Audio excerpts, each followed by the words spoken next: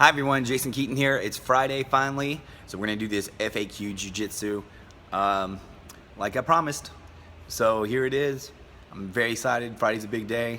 You know, I always kind of a slow day at work, always kind of like slow at night. Get to train the kids, get to teach the kids that are, coming in for competition, and we have like a little competition class. So I'm always looking forward to that, and then adult open mat. Even though I can't train yet because of my neck surgery, I'm really excited just to watch people train. Just being on the mat's better than like sitting at home. All right, so let's get to it. First question is, Bradley wants to know, what are some methods I use to rehab from injuries and also some preventative measures? And I will tell you that I do think that some of the things I've done has stopped me from being as injured as often as I could be. I do train quite a bit when I'm training. So a couple things I do is, one, I try to make sure that, of course you have to eat healthy, make sure you're getting plenty of water, all the basic stuff, right? So if you're tearing your body down and you're not, putting good nutrients back into it, then that's something. I do take supplements. I generally take just like, I like Advocare. It's just, it's cheaper. It comes right to my house. I don't have to go to the GNC and, they have the guy try to sell me some like bulking stuff or whatever, some pseudo science crap spewed at me. So I try to avoid that. Just go right to Advocare and just get the, get the protein shakes and all that stuff. But as far as the methods and what do I use what's called Grappler's Toolbox, and that was created by a guy named Scott Sonnen, and it's probably almost like 18 years old now, but it's a lot of the gymnastic and natural type stuff. So with that, and when I come back, probably gonna start doing some yoga. There's some really great yoga instructors in town, and I'm gonna train with them. So that's kind of the way I think you should prevent injuries.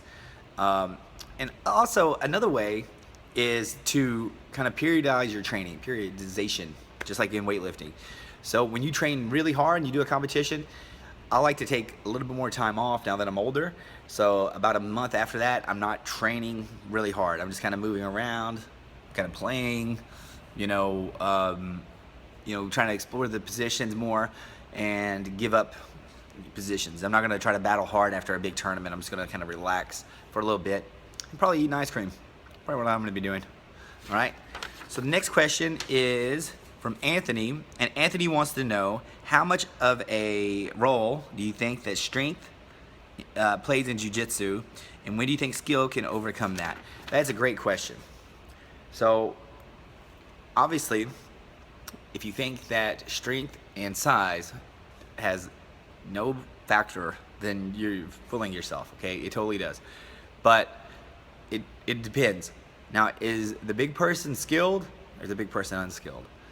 If they're unskilled, I feel like, with the right strategy, then you can defeat them fairly easily. Now, what I mean by right strategy is being able to relax, being able to feel where they're going, kind of get to the side, get to the back of their strength. If you're on their back, obviously, then they're gonna have a hard time getting to you. But if you're in front of them trying to pull guard and they're pushing you down, and they're real strong, imagine like a world champion bench presser, just like pushing you down as hard as they could. Maybe you can get an arm bar, maybe not. I've rolled with guys that were so strong that you arm bar them, they just curl. So my whole body, they were just like, no. And I was like, oh man, this guy's really a gorilla. So you have to get to the back, have to use the choke, is how I would say that. But if the person's skilled, then obviously it becomes increasingly more difficult. And that's what Hoyler always said. He said, big Hoyler always beats little Hoyler. So imagine that you have a clone of yourself, but he's 50 times stronger than you. Now, do you think you can defeat that person? He knows exactly what you know, and I know I couldn't beat my own clone. Okay, so he would just he would just tap me out and probably gloat about it. All right. Next question is from Soraya, and she wants to know if there's any effective ways to stretch the Achilles tendon. Now, I don't know about stretching tendons. I'm not a medical professional, and I don't claim to be. Okay, keep that in mind. But I think that the yoga and the gymnastica kind of will also take that into account. So just kind of a total system of stuff. But if you have specific problems, one thing I do actually is grab my belt and I put my foot up and I pull around the belt, you know, laying flat on my back, making sure to keep the back of my other knee on the ground and straighten the leg out. So I pull it back. That's one thing I try to do after rolls. So, you know, I know it's, you know, if you lift weights and you're doing sprints and kind of everything, then it becomes, you know, calves become tight. I also have this weird thing called a Strasbourg sock. And, you know, I was getting plantar fasciitis, and I think that helps my Achilles also. So anytime I feel like any tension in my leg, I put that Strasbourg sock on my leg. It's kind of a weird looking thing. You can look it up. And that kind of takes care of it after a couple days of sleeping. Okay, so it's something you wear to bed, you sleep, and you wake up, and, you know, it's like magic. Your calf feels good. All right? Another question is, a couple guys wanted to know, how often should you drill, and, you know, how should you drill? And this is a question I get quite a bit, actually, because I do spend a lot of my time drilling. I do believe that if you just roll, you're not going to get as good as if you drill and roll, and that kind of makes sense. But how you drill is equally important.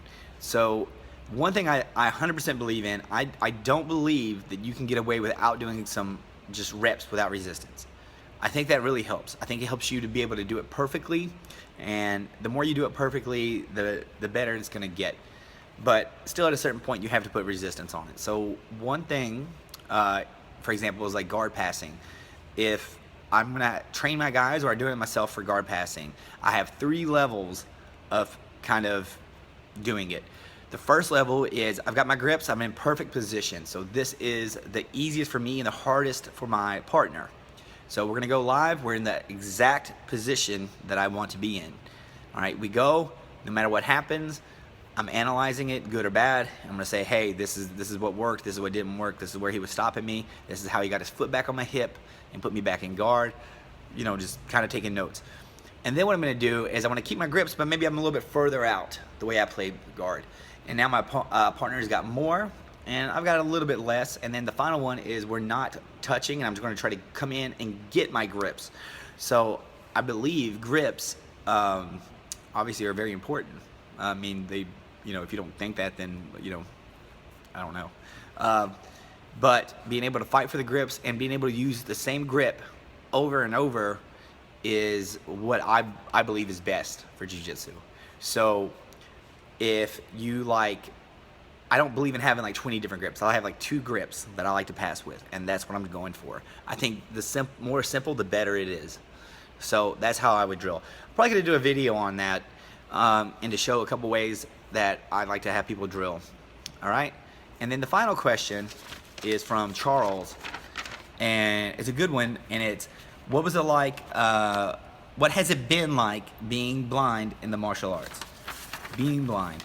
And it's kind of funny because we were just talking about this the other day, my girlfriend and I, and it's like, well, hey, so-and-so said, I know this guy, and he said Blind Fury Jiu-Jitsu. That's a weird name for a jiu-jitsu school. And, and she said to him, he goes, well, you know, he's legally blind. And he's like, oh, okay. Now that makes a lot more sense. And it does make a lot more sense if you know that I'm legally blind. I actually attended a school for the blind, and in Kentucky, and I really, you know, benefited a lot from going there. But, you know, what's it been like in martial arts? Well, I can say that sometimes it's opened up doors for me, and sometimes it's closed doors. A lot of people have preconceived ideas when you have a disability, whether you know it is anything from dyslexia to you know, missing a limb, to blindness, to being deaf. I mean, they have some ideas on what you should and shouldn't do, and you know, they really don't know, because people, you know, it's not out of malice. It's just people tend to think that, you know, if you're disabled, maybe you can't do as much. And that's true. I mean, you know, with my lack of vision, I'm never going to be a pilot or a sharpshooter maybe, or, you know, or any of those other things that can see far off, which doesn't matter to me because I don't care about any of it. But it's one of those things. When I was coming up in martial arts, I was doing mixed martial arts too. So when I was doing mixed martial arts, a lot of people told me I shouldn't be doing that.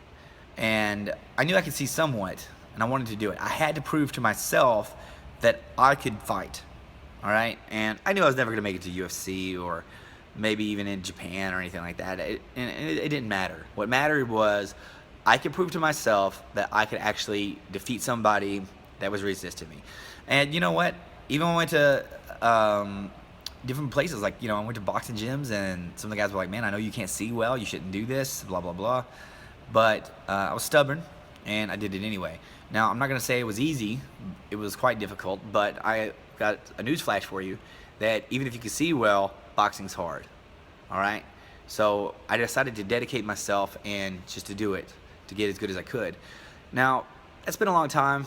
I don't really box anymore. I do a little bit here and there just for like exercise, and I'm kind of a jiu-jitsu specialist.